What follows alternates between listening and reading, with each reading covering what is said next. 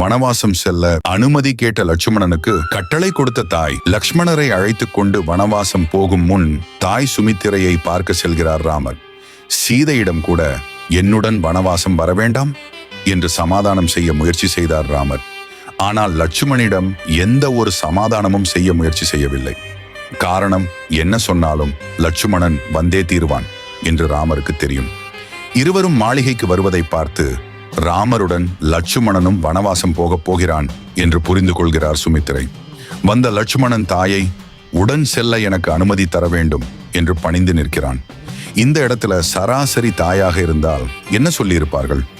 ராமர் வனவாசம் போறார் என்றால் அது அவருக்கிடப்பட்ட அரச கட்டளை, ஆனால் லட்சுமணன் ஏன் போகணும் என்று சொல்லி தடுத்திருப்பார்கள்.